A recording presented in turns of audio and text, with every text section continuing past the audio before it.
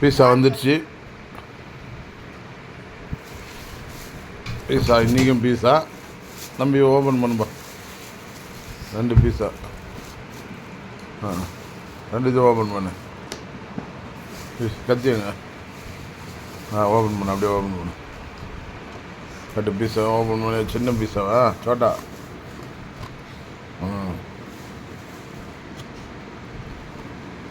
Okay okay super. இது என்னடா பீஸா வித்தியாசமாக இது? ஓகே அதையும் ஓப்பன் பண்ணு.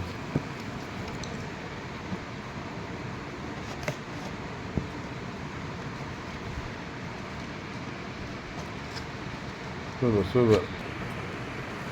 ஓகே அழகாக இருக்குது. இதுதான் இது எவ்வளோ ஷேப்பாக அழகாக இருக்குது. ஓகே இன்றைக்கி 2 பீஸா. என் பையனுக்கு 1.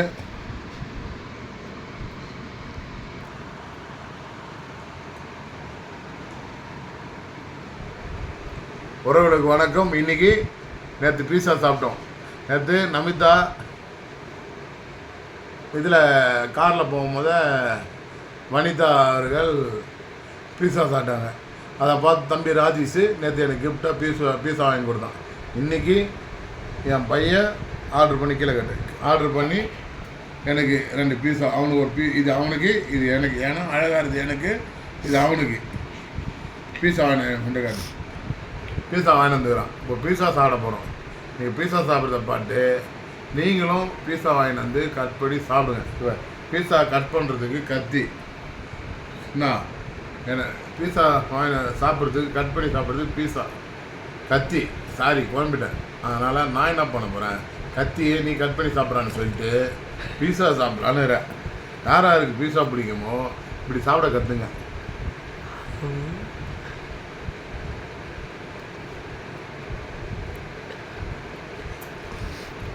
இது சுமால் பீஸா சோட்டா சூப்பராக. அது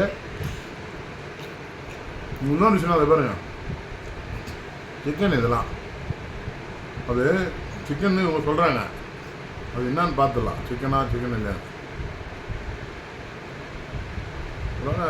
பிரெட்டா அது? ஆமாம், நல்லா இருக்கு. சிக்கன் தான். நேற்று பீஸா, இன்னும் பீஸா ரொம்ப டேஸ்டாக அது. வேறு லெவலு. சாப்பிட சிக்கன் இந்த ஜாம் தான் நேற்று அந்த கிண்ண போல் அந்த அதில் ஊற்றி சாப்பிட்டோம்.